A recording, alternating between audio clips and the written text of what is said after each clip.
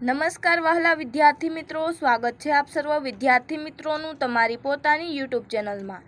આજે આપણે ધોરણ 11ના વાણિજ્ય પત્રવ્યવહાર અને સેક્રેટરીયલ પ્રેક્ટિસ વિષયના ચેપ્ટર નંબર 3 કંપનીની સ્થાપના વિધિ ના સ્વાધ્યાયનું સંપૂર્ણ સોલ્યુશન મેળવીશું। આપણી આ ચેનલમાં ધોરણ 11 વાણિજ્ય પત્રવ્યવહાર અને સેક્રેટરીયલ પ્રેક્ટિસ વિષયના બધા જ પાઠના સ્વાધ્યાયના સોલ્યુશન મૂકી દીધેલ છે, તેની લિંક ડિસ્ક્રિપ્શન બોક્સમાં આપી દીધી છે। તો વિદ્યાર્થી મિત્રો, સૌપ્રથમ જોઈશું પ્રશ્ન નંબર 1। નીચેના પ્રશ્નોના જવાબનો સાચો વિકલ્પ પસંદ કરી લખો। તેમાં પહેલું છે, નીચેનામાંથી કઈ બાબત કંપનીની લાક્ષણિકતા નથી? તો વિદ્યાર્થી મિત્રો, અહીં આપણને 4 વિકલ્પ આપેલા છે। જવાબમાં આવશે વિકલ્પ ડી, મેટ્રો શહેરમાં મુખ્ય ઓફિસ। ત્યારબાદ તેમાં બીજું છે, નીચેનામાંથી કયો દસ્તાવેજ કંપનીની નોંધણી કરાવતી વખતે કંપની રજિસ્ટ્રારને આપવો જરૂરી નથી? તો જવાબમાં આવશે વિકલ્પ ડી, નફા નુકસાન અંગેની વિગત। ત્યારબાદ તેમાં ત્રીજું છે, વૈચારિક ખ્યાલની શક્યતાઓ કોના દ્વારા તપાસવામાં આવે છે? તો જવાબમાં આવશે વિકલ્પ ડી, નિષ્ણાંતો। ત્યારબાદ તેમાં ચોથું છે, કંપનીના સભ્યનું મૃત્યુ થતાં શું થાય છે? તો જવાબમાં આવશે વિકલ્પ સી, કોઈ અસર ન થાય। ત્યારબાદ જોઈએ પ્રશ્ન નંબર 2। નીચેના પ્રશ્નોના એક વાક્યમાં જવાબ આપો। તેમાં પહેલું છે, નોંધણીનું પ્રમાણપત્ર કોણ આપી શકે? તો જવાબમાં આવશે કંપની રજિસ્ટ્રાર નોંધણીનું પ્રમાણપત્ર આપી શકે છે। ત્યારબાદ બીજું છે, પ્રવર્તક કોને કહેવાય? તો જવાબમાં આવશે કંપનીની સ્થાપના કરવાનું જે વ્યક્તિઓ કાર્ય કરે છે તેને પ્રવર્તક કહેવામાં આવે છે। ત્યારબાદ તેમાં ત્રીજું છે, કંપનીનું વિશિષ્ટ લક્ષણ કયું છે? તો જવાબમાં લખશું સ્વતંત્ર વ્યક્તિત્વ એક કંપનીનું વિશિષ્ટ લક્ષણ છે। ત્યારબાદ ચોથું છે, નિવેદનમાં કોણે સહી કરવી પડે? તો જવાબમાં આવશે નિવેદનમાં સંચાલક, મેનેજર કે સેક્રેટરી, એડવોકેટ, ચાર્ટર્ડ એકાઉન્ટ વગેરેએ સહી કરવી પડે। ત્યારબાદ તેમાં પાંચમું છે, કોર્પોરેટ ક્ષેત્ર કોને આકર્ષવાની ક્ષમતા ધરાવે છે? તો જવાબમાં લખશું કોર્પોરેટ ક્ષેત્ર વ્યવસાયિક મેનેજરોને આકર્ષવાની ક્ષમતા ધરાવે છે। ત્યારબાદ છઠ્ઠું છે, પ્રવર્તકનો માનસ પુત્ર કોને કહેવાય? તો જવાબમાં આવશે કંપનીને પ્રવર્તકનો માનસ પુત્ર કહેવામાં આવે છે। ત્યારબાદ તેમાં સાતમું છે, નિયમન પત્રમાં કઈ બાબત હોય છે? તો જવાબમાં લખશું નિયમન પત્રમાં કંપનીના આંતરિક વહીવટના નીતિ નિયમો અને ધારાધોરણો દર્શાવેલ હોય છે। ત્યારબાદ જોઈએ પ્રશ્ન 3। નીચેના પ્રશ્નોના ટૂંકમાં જવાબ આપો। તેમાં પહેલું છે, કંપનીના સભ્યોની જવાબદારી કેવી હોય છે? તો જવાબમાં લખશું કંપનીના સભ્યોની જવાબદારી તેમણે ધારણ કરેલ શેરની રકમ પૂરતી જ મર્યાદિત હોય છે। ત્યારબાદ તેમાં બીજો સવાલ છે, કંપનીનું અસ્તિત્વ કેવા પ્રકારનું છે? તો જવાબમાં લખશું કંપની કાયમી અસ્તિત્વ ધરાવે છે, જેના કારણે કંપનીના સભ્યો બદલાઈ જાય, નિવૃત્ત થાય કે મૃત્યુ પામે તો પણ કંપનીના અસ્તિત્વ ઉપર કોઈ જ અસર પડતી નથી। આમ કંપનીનું અસ્તિત્વ કાયમી સ્વરૂપનું છે। ત્યારબાદ તેમાં ત્રીજું છે, શેર હોલ્ડરો શેર ફેરબદલી કયા આધારે કરી શકે છે? તો જવાબમાં લખશું નિયમન પત્રમાં જણાવેલ નિયમો અનુસાર કંપનીના શેરની ફેરબદલી શેર હોલ્ડરો કરી શકે છે। ત્યારબાદ તેમાં ચોથું છે, વિગતવાર તપાસ શા માટે જરૂરી છે? તો જવાબમાં લખશું જો વિગતવાર તપાસ કરવામાં ન આવે તો વિપરીત પરિણામો આવી શકે છે। સરકારી નીતિ, કાનૂની નિયંત્રણો, કાચા માલની ઉપલબ્ધિ, માંગ અને પુરવઠાની સ્થિતિ, સહાયક સેવાઓની સગવડ વગેરે બાબતો અંગે વિગતવાર ચકાસણી કરી તપાસ કરાય છે। આમ વિગતવાર તપાસથી ધંધાનું ચિત્ર સ્પષ્ટ બને છે અને આગળ વધવું કે યોજના પડતી મૂકવી તે અંગે નિર્ણય લેવાય છે।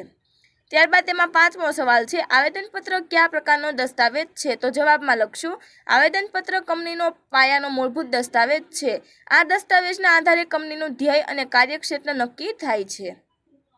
ત્યારબાદ તેમાં છઠ્ઠો સવાલ છે, નિયમનપત્ર કયા પ્રકારનો દસ્તાવેજ છે? તો જવાબમાં લખશું નિયમનપત્ર એ કંપનીનો આંતરિક વહીવટ અને ધારાધોરણો દર્શાવતો દસ્તાવેજ છે।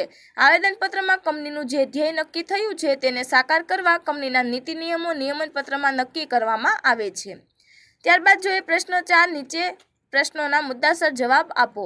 તેમાં પહેલો સવાલ છે, કંપનીનો અર્થ અને વ્યાખ્યા જણાવો। તો તેમાં જોઈએ કંપનીનો અર્થ। તેમાં લખશું કંપનીનો કાયદાકીય અને ટેકનિકલ કોઈ ચોક્કસ અર્થ નથી। બ્રિટિશ કોમન લો મુજબ કંપની એટલે કાયદાકીય વ્યક્તિ એવો અર્થ થાય છે। ચીફ જસ્ટિસ માર્શલના જણાવ્યા મુજબ કંપની એ અમૂર્ત, અદૃશ્ય અને કૃત્રિમ વ્યક્તિ છે કે જે કાયદાની દ્રષ્ટિએ અસ્તિત્વ ધરાવે છે। તેની મુખ્ય વિશિષ્ટતા તેનું કાયમી અસ્તિત્વ અને કાયદેસરનું વ્યક્તિત્વ છે। ત્યારબાદ જોઈએ કંપનીની વ્યાખ્યા। તેમાં લખશું કંપની ધારા 2013 પ્રમાણે કંપની એટલે કંપની ધારા 2013 પ્રમાણે સ્થપાયેલી કે પહેલાના કોઈ પણ કંપની ધારા પ્રમાણે સ્થપાયેલી કંપની। કંપની ધારા 1956 પ્રમાણે કંપની એટલી એવી કંપની કે જેને ચોક્કસ રકમની ભરપાઈ થયેલ કે કુલ એટલે કે સત્તાવાર મૂડી હોય. આ મૂડીની ફેરબદલી કરી શકાય તેવા ચોક્કસ કિંમતના શેરમાં વિભાજિત થયેલી હોય અને શેર ધારણ કરનાર જ કંપનીના સભ્ય બની શકે તેવા સિદ્ધાંત પર રચાયેલી હોય. ત્યારબાદ તેમાં બીજો સવાલ છે, કંપની સ્થાપનામાં વિગતવાર તપાસમાં કઈ બાબતોની તપાસ કરવામાં આવે છે? તો જવાબમાં લખશું વિગતવાર તપાસમાં સરકારી નીતિ, કાનૂની નિયંત્રણો, કાચા માલની ઉપલબ્ધિ, માંગ અને પુરવઠાની સ્થિતિ, સહાયક સેવાઓની સગવડ, કારખાના માટેનું સ્થળ, ચાલક બળ વગેરે બાબતો અંગે ચોકસાઈપૂર્વક તપાસ કરવામાં આવે છે. ત્યારબાદ તેમાં ત્રીજો સવાલ છે, આવેદનપત્રમાં કઈ બાબતોનો સમાવેશ કરવો જોઈએ? તો જવાબમાં લખશું આવેદનપત્રમાં કંપનીનું નામ, તેની રજિસ્ટર ઓફિસનું સરનામું, તેના ધ્યેય, તેના સભ્યોની જવાબદારી તેમજ તેની શેર મૂડીને લગતી બાબતોનો સમાવેશ કરવો જોઈએ.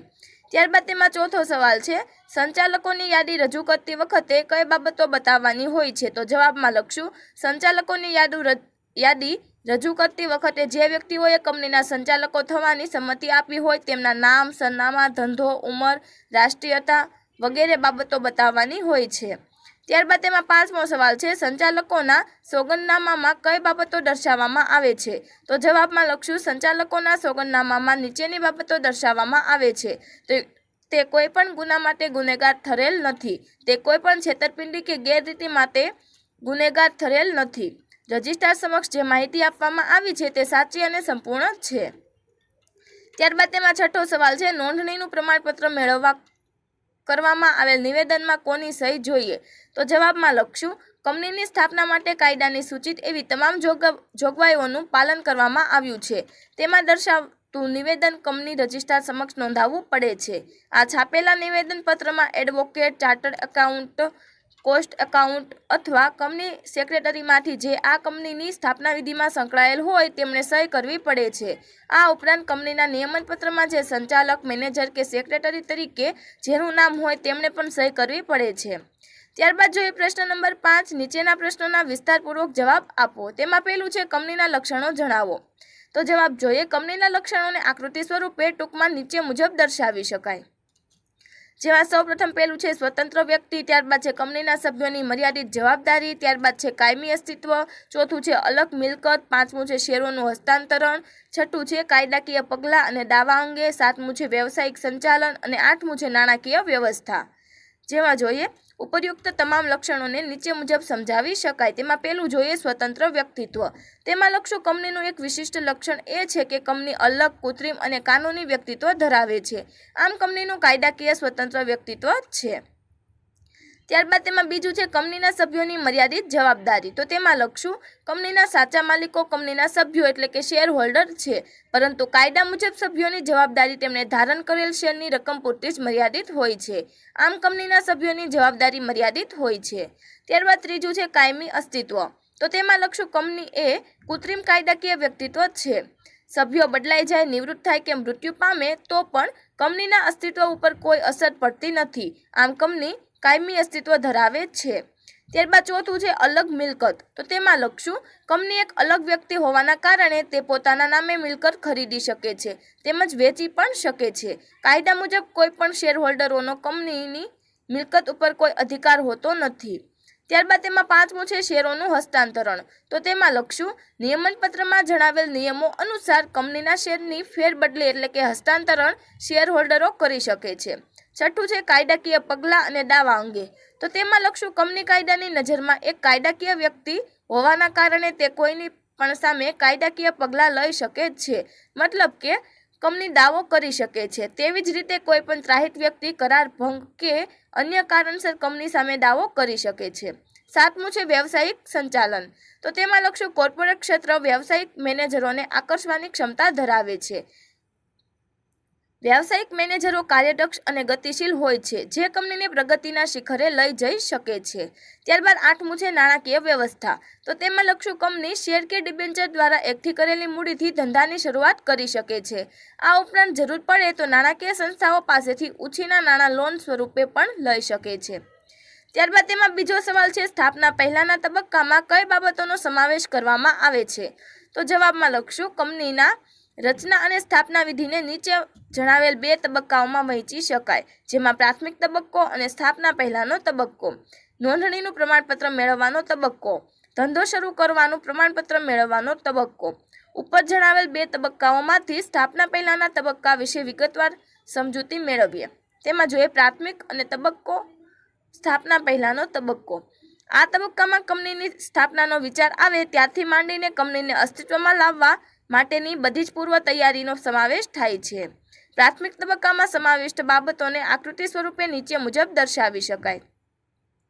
તેમાં પહેલું છે ધંધાની સ્થાપનાનો વિચાર, બીજું છે પ્રાથમિક તપાસ, ત્રીજું છે વિગતવાર તપાસ, ચોથું છે સંસાધનોની સગવડ અને પાંચમું છે નાણાકીય વ્યવસ્થા. તેમાં જોઈએ ઉપરના વિવિધ તબક્કાઓની સમજૂતી મેળવીશું. તેમાં પહેલું છે ધંધાની સ્થાપનાનો વિચાર. તેમાં લખશું કંપની સ્વરૂપમાં ધંધાની સ્થાપના અંગેનો વિચાર, ખ્યાલ સ્થાપકોને સૌપ્રથમ ઉદ્ભવે છે. આ ખ્યાલ ધંધાની સ્થાપના તરફ લઈ જાય છે. સ્થાપકના આ બીજ રોપણને તેની કલ્પના શક્તિ અને સર્જતા પોષે છે. તે તેમાં રહેલા જોખમો ઉઠાવવા તૈયાર હોય છે અને માનવ શક્તિ તેમજ માલ સામાનને ક્રિયાશીલ કરી ધંધા તરફ વળે છે. ત્યારે કંપની અસ્તિત્વમાં આવે છે. એટલા માટે જ કંપનીને પ્રવર્તકનો માનસપુત્ર કહેવામાં આવે છે. ત્યારબાદ બીજું છે પ્રાથમિક તપાસ. તો તેમાં લખશું વૈચારિક ખ્યાલની શક્યતાઓ નિષ્ણાંતો દ્વારા તપાસવામાં આવે છે. આ પ્રાથમિક તપાસમાં સંભવિત આવક અને ખર્ચનો અંદાજ મેળવવામાં આવે છે તેમજ નિષ્ણાંતોને અભિપ્રાય લેવામાં આવે છે. જો આ તપાસ સંતોષકારક જણાય તો વિગતવાર તપાસ કરવામાં આવે છે. ત્રીજું છે વિગતવાર તપાસ. તો તેમાં લખશું જો વિગતવાર તપાસ કરવામાં ન આવે તો વિપરીત પરિણામો આવી શકે છે. સરકારી નીતિ, કાનૂની નિયંત્રણો, કાચા માલની ઉપલબ્ધિ, માંગ અને પુરવઠાની સ્થિતિ, સહાયક સેવાઓની સગવડ વગેરે બાબતો અંગે ચકાસણી કરી તપાસ કરાય છે. વિગતવાર તપાસથી ચિત્ર સ્પષ્ટ બને છે અને આગળ વધવું કે યોજના પડતી મૂકવી તે અંગે નિર્ણય લેવાય છે. ત્યારબાદ તેમાં ચોથું છે સંસાધનોની સગવડ. તો તેમાં લખશું પ્રોજેક્ટને આગળ ધપાવવાનો નિર્ણય લેવામાં આવે ત્યારે જરૂરી સંસાધનો જેમ કે મશીનરી, સાધનો, જમીન, કાચો માલ, માનવશક્તિ, બજાર સંચાલન વગેરેની માહિતી એકત્રિત કરવાનો પ્રયત્ન થાય છે.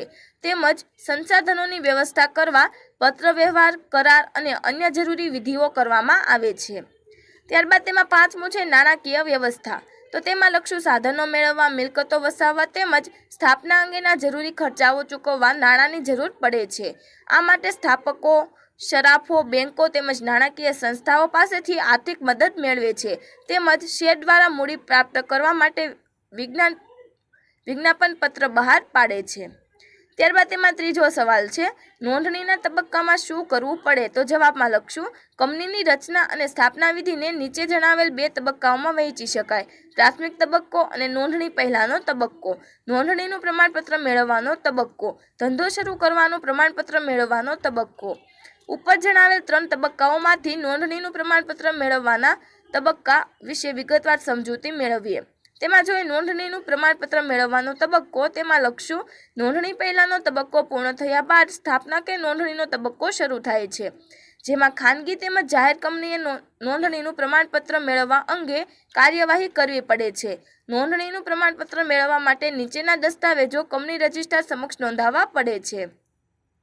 તેમાં જરૂરી દસ્તાવેજોમાં પહેલું છે આવેદનપત્ર, બીજું છે નિયમનપત્ર, ત્રીજું છે સંચાલકોની યાદી, ચોથું છે સંચાલકોની લેખિત સંમતિ અંગે સોગંદનામું, પાંચમું છે કાયદેસરની જોગવાઈઓના પાલનનું નિવેદન અને છઠ્ઠું છે અન્ય કંપનીમાં હિત અંગેની જાહેરાત.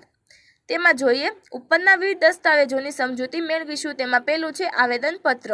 તો તેમાં લખશું કંપનીનો આ પાયાનો મૂળભૂત દસ્તાવેજ છે. આ દસ્તાવેજમાં કંપનીનું નામ, રજિસ્ટર ઓફિસનું સરનામું, ધ્યેય, મૂડી, સભ્યોની જવાબદારી વગેરે દર્શાવવામાં આવે છે. આ દસ્તાવેજ ત્રાહિત પક્ષ અને કંપની વચ્ચેનો સંબંધ નક્કી કરે છે. આવેદનપત્ર દ્વારા કંપનીનો ધંધો નક્કી થાય છે. બીજું છે નિયમનપત્ર. તો તેમાં લખશું નિયમનપત્ર એ કંપનીનો આંતરિક વહીવટ અને ધારાધોરણો દર્શાવતો દસ્તાવેજ છે. આવેદનપત્રમાં કંપનીનું જે ધ્યેય નક્કી થયું છે તેને સાકાર કરવા કંપનીના નીતિ નિયમો નક્કી કરવામાં આવે છે. ત્યારબાદ તેમાં ત્રીજું છે સંચાલકોની યાદી. તો તેમાં લખશું કંપનીના સંચાલક તરીકે જે વ્યક્તિઓ કાર્ય કરવાની છે તેમના નામ, સરનામા, ધંધો, ઉંમર, રાષ્ટ્રીયતા વગેરે દર્શાવીને તેમના નામોની યાદી કંપની રજિસ્ટ્રારને મોકલવામાં આવે છે. સંચાલકોમાં ઓછામાં ઓછી એક મહિલા સંચાલક હોવી જરૂરી છે. ત્યારબાદ તેમાં ચોથું છે સંચાલકોની લેખિત સંમતિ અને સોગંદનામું. તો તેમાં લખશું દરેક સંચાલકે રજિસ્ટ્રારને સંચાલક તરીકેની જવાબદારી સ્વેચ્છાએ સ્વીકારે છે તેવી લેખિત સંમતિ આપવી પડે છે. આ ઉપરાંત તે કોઈ ગુનામાં, છેતરપિંડીમાં કે ગેરરીતિ માટે ગુનેગાર કર્યો નથી અને માહિતી સાચી છે તે અંગેનું સોગંદનામું નોંધાવવું પડે છે. ત્યારબાદ તેમાં પાંચમું છે કાયદેસરની જોગવાઈઓના પાલનનું નિવેદન. તો તેમાં લખશું કંપનીની સ્થાપના માટે કાયદાની સૂચિત તેવી તમામ જોગવાઈઓનું પાલન કરવામાં આવ્યું છે તેમ દર્શાવતું છાપેલું નિવેદન કંપની રજિસ્ટ્રાર સમક્ષ નોંધાવવું પડે છે, જેમાં advocate, chartered account, cost account અથવા કંપની સેક્રેટરીમાંથી જે આ કંપનીનું સ્થાપના વિધિમાં સંકળાયેલ હોય તેવું સહી કરવી પડે છે.